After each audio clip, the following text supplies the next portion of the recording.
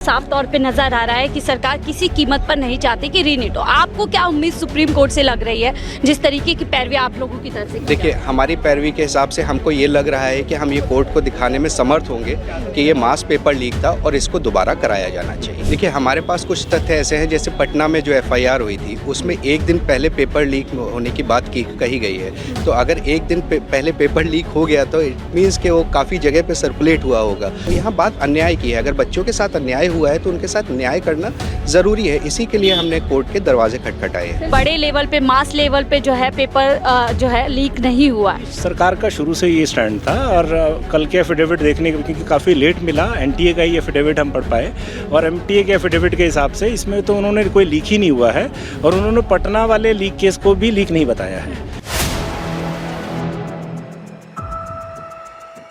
हम supreme court में मौजूद है जहां पर आज UG नीट पर सुनवाई होनी थी, लेकिन फिलहाल के लिए सुप्रीम कोर्ट ने इस मामले पे अगली तारीख दे दी और 18 तारीख को एक बार फिर से सुनवाई होगी। लेकिन इस बीच हमारे साथ तमाम वो एडवोकेट मौजूद हैं जो इस पूरे मामले की पिटिशनर्स हैं और पूरी बारीकी से इस मामले को फॉलो कर रहे हैं। सर, किस तरीके से देख रहे हैं? आज तमाम लोग उम्मीद के साथ आए थे कि शायद सुप्रीम कोर्ट एक बड़ा फैसला कर सकता है, लेकिन तारीख यहाँ पर लोगों को दे दी गई। आज कोर्ट के पास सुनवाई के लिए समय नहीं था, इसी वजह से इस मुकदमे को अगले थर्सडे के लिए एडजर्न किया गया है। कोर्ट कल ही सुनवाई करना चाह रहा था, लेकिन कुछ काउंसिल्स ऐसे हैं जो अवेलेबल नहीं हैं और कुछ काउंसिल्स को जो रिप्लाई फाइल किया है NTA और यूनियन ने, उसकी कॉपी नहीं सप्लाई की गई थी। यही एक रीज़न है कि कोर्ट ने उसको एक्सटेंड किया और मंडे और ट्यूसडे को लर्निंग सॉलिसिटर ने बोला कि वो अवेलेबल नहीं है, तो कोर्ट ने फिर अगली सुनवाई की तारीख नेक्स्ट थर्सडे के लिए रखी है। सर, NTA, CBI और पूरी तरीके से सरकार तीनों ने ही लगभग अपने जवाब वहाँ पर जो है हलफनामा दे दिया है। तीनों ही जो है लगभग सेम बातें कर रहे हैं कि पेपर जो है छोटी मोटी जो है एक तरीके से पेपर लीक हुआ है, कोई व्यापक तौर पर नहीं हुआ है। किस तरीके से इसको देखते हैं? देखिए, हमारे पास कुछ तथ्य ऐसे हैं, जैसे पटना में जो FIR हुई थी उसमें एक दिन पहले पेपर लीक होने की बात कही गई है। तो अगर एक दिन पहले पेपर लीक हो गया तो इट मीन्स कि वो काफ़ी जगह पे सर्कुलेट हुआ होगा।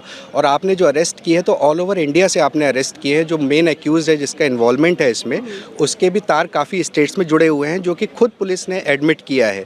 तो इन सब तथ्यों को लेकर हम कोर्ट के सामने अपना पक्ष रखेंगे अगली तारीख पर। लेकिन सरकार कह रही है कि देखिए कुछ सबूतों पे, कुछ गिरफ्तारी के आधार पर हम पूरा इसको जो है सिस्टम फेलियर नहीं कह सकते हैं। कुछ घटनाएं हुई हैं जिसके हिसाब से हमें लगता है पेपर जो है पूरी तरीके से रीनीट देश के अंदर नहीं होना। देखिए, हमारे सामने जो जजमेंट्स है उसमें ये बोला है कि अगर एक बच्चे के साथ भी, अगर एक बच्चे ने भी ये ऐसा कार्य किया है तो पेपर दोबारा से होना चाहिए, जिस पे हम रिलाई कर रहे हैं। तो हमारे पास एक नज़ीर है जिस पे हम रिलाई कर रहे हैं। मेरे हिसाब से ये है कि मेरा ये कहना है कि कुछ बच्चे अगर ये बोल रहे हैं रीनीट नहीं होना चाहिए, तो लेकिन कुछ बच्चे ऐसे भी हैं जो ये चाह रहे हैं कि रीनीट होना चाहिए, जिनका नंबर ज़्यादा है, क्योंकि उनके साथ कहीं ना कहीं अन्याय हुआ है। तो यहाँ बात अन्याय की है। अगर बच्चों के साथ अन्याय हुआ है तो उनके साथ न्याय करना ज़रूरी है। इसी के लिए हमने कोर्ट के दरवाजे खटखटाए हैं। लास्ट टाइम हमने देखा सुप्रीम कोर्ट के अंदर सुप्रीम कोर्ट ने बात बोली थी कि पेपर लीक तो हुआ, लेकिन हम शुरू से देख रहे हैं NTA डिनायल मोड में था, CBI था, और तरीके से बोला जा रहा था कि पेपर लीक नहीं हुआ, कुछ घटना है।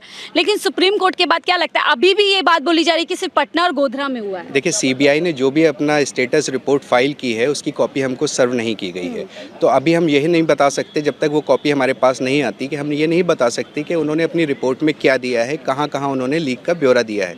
बट हाँ, जो हमारे पास मीडिया से या आप लोगों के द्वारा जितनी रिपोर्ट आई है उसमें हमने ये देखा है कि कई स्टेट्स में लीक हुआ है।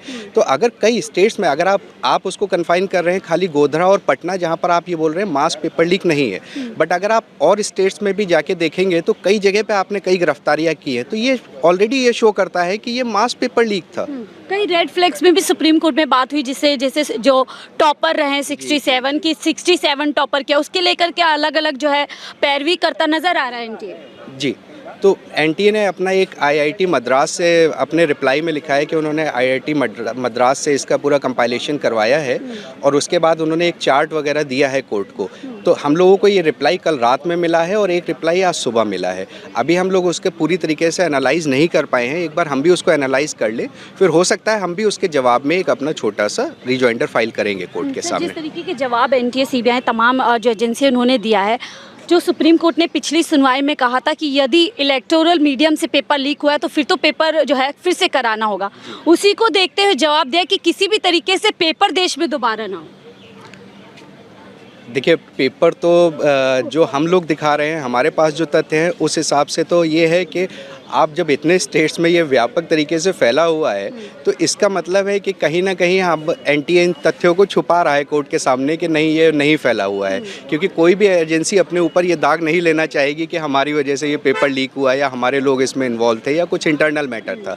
तो उनका जवाब तो हमको पता था कि यही जवाब आना है, बट हाँ हमने जो अपनी तरफ से तथ्य रखे हैं और जो हमारे पास सबूत आए हैं, जो पेरेंट्स के कॉल आ रहे हैं, जो बच्चों के कॉल आ रहे हैं, तो सब ने हमको कई प्रकार के तथ्य हमारे सामने रखे हैं। वो सारे तथ्य हम कोर्ट के सामने लाएंगे तो पिक्चर थोड़ी और क्लियर होगी नेक्स्ट इस डेट पे। साइड के जवाब से तो साफ तौर पे नजर आ रहा है कि सरकार किसी कीमत पर नहीं चाहती कि रीनीट हो। आपको क्या उम्मीद सुप्रीम कोर्ट से लग रही है जिस तरीके की पैरवी आप लोगों की तरफ से की देखिए हमारी पैरवी के हिसाब से हमको ये लग रहा है कि हम ये कोर्ट को दिखाने में समर्थ होंगे कि ये मास पेपर लीक था और इसको दोबारा कराया जाना चाहिए। चलिए बहुत बहुत शुक्रिया हमसे जुड़ने के लिए। तमाम देख सकते हैं एडवोकेट की पूरी एक बड़ी फहरिस्त है जो इस पूरे मामले को गंभीरता के साथ अपने पक्ष के साथ सुप्रीम कोर्ट में उठाने का काम कर रहे हैं। लेकिन जिस तरीके का फैसला आज सुप्रीम कोर्ट से आया, ये पिछली हमने पैरवी सुनी थी, जिस तरीके से जो सुनवाई पिछली बार हुई थी, इससे साफ तौर पे ये बात जो है सिद्ध हो रही है कि चाहे एनटीए हो, चाहे सरकार हो या फिर सीबीआई, तीनों ही एजेंसी इस बात पर अड़िग है कि देश के अंदर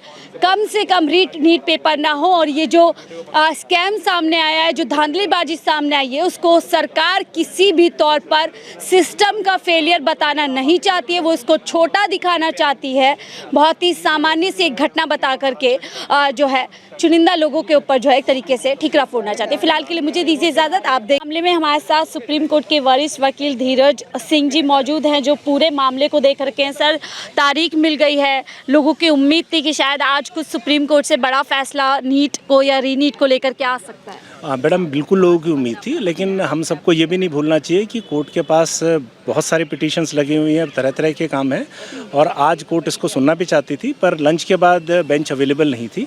कल के लिए उन्होंने प्रपोज करा था एज ए आइटम नंबर 1 और आइटम नंबर 1 इस केस की इम्पोर्टेंस को देख के ही बनाया गया था। पर क्योंकि लोग आपस में जो डॉक्यूमेंट्स एक्सचेंज होने थे, एफिडेविट्स की कॉपी, वो पूरी तरह से नहीं हो पाई थी, तो दोनों पक्षों की रिक्वेस्ट पे ये मैटर थर्सडे को चला गया है। जल्दी निर्णय की बजाय अच्छा निर्णय आए, क्योंकि जल्दबाजी में कुछ चीज़ें छूट जाए वो ठीक नहीं है, तो इसके लिए जो है थर्सडे के लिए मैटर एडजर्न हुआ है। थर्सडे को क्या लगता है निर्णय आएगा या फिर एक बार सुनवाई जो है? नहीं, थर्सडे को मैम अभी निर्णय तो हम नहीं कह सकते, पर काफ़ी कुछ कंक्लूसिव चीज़ों को डिसाइड हो जाएगा। हमें भी एक हफ्ते का ऑलमोस्ट समय मिल गया है। पार्टी पिटिशनर की साइड से भी जो है वो एक हमने कन्वीनियंस फाइल बना के कोर्ट को देनी है, अपने ग्राउंड्स देने हैं कि क्यों रीनीट हो या अगर नीट कोई लिमिटेड एक्सटेंट पे हो तो क्यों हो, तो ये सारे डॉक्यूमेंट्स हमें देने हैं। एनटीए और सरकार का स्टैंड हमारे पास आ गया है, उसको देखने के बाद हम अपना एक काउंटर रिजॉइंडर एफिडेविट जो है वो कोर्ट में कन्वीनियंस फाइल के साथ फाइल करेंगे ताकि कोर्ट को हम असिस्ट कर सकें। सर, सरकार और एनटीए का जो पक्ष सुप्रीम कोर्ट में आज रखा गया है उससे साफ तौर पे ये बताने की कोशिश की गई है कि बड़े लेवल पे, मास लेवल पे जो है पेपर जो है लीक नहीं हुआ है। सरकार का शुरू से ये स्टैंड था और कल के एफिडेविट देखने के, क्योंकि काफ़ी लेट मिला, एनटीए का ही एफिडेविट हम पढ़ पाए और एमटीए के एफिडेविट के हिसाब से इसमें तो उन्होंने कोई लीक ही नहीं हुआ है और उन्होंने पटना वाले लीक केस को भी लीक नहीं बताया है। तो अब अगर ये स्टैंड है तो अब हमें सरकार के एफिडेविट को और एनटीए के एफिडेविट का हम एक काउंटर रेडी करके और कोर्ट में अपनी दलीलें रखेंगे। सर, सुप्रीम कोर्ट में बोला गया था कि यदि इलेक्टोरल मीडियम से पेपर लीक हुआ है तो फिर तो निश्चित तौर से पेपर रद्द ही एक जो है ऑप्शन बचता है। तो क्या लगता है आपको वाकई में जो है व्यापक तौर पे हुआ होगा जिसके चलते सुप्रीम कोर्ट बड़ा फैसला दे सकती है?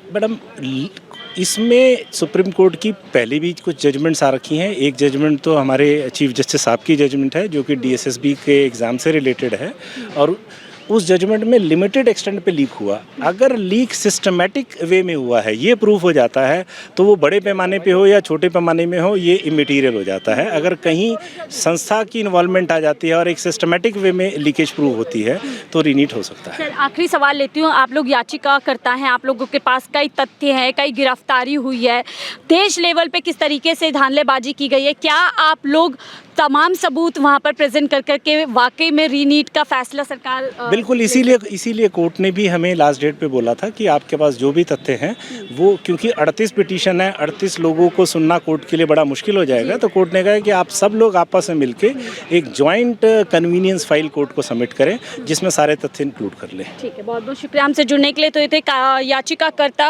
के वकील जो लगातार इस पूरे मामले को देख रहे हैं और उन्होंने पूरी तरीके से संक्षेप में बात बताई कि आखिरकार अगली तारीख इस मामले में क्यों गए, क्योंकि रिपोर्ट लेट से सबमिट की गई, जिसके चलते तमाम जो याचिकाकर्ता थे उस रिपोर्ट को नहीं पढ़ पाए, उसको रिव्यू नहीं कर पाए, जिसके चलते सभी ने मिलकर के आपस में सहमति करके कोर्ट से अगली डेट का आदेश लिया। अब ऐसे में अगली डेट को क्या फिर एक बार इस मामले पर सिर्फ सुनवाई होगी या कोई ठोस फैसला सुप्रीम कोर्ट से मिल सकता है, ये अपने आप में एक बड़ा सवाल है। फिलहाल के लिए मुझे दीजिए इजाज़त। आप देख रहे थे 4 PM दिल्ली।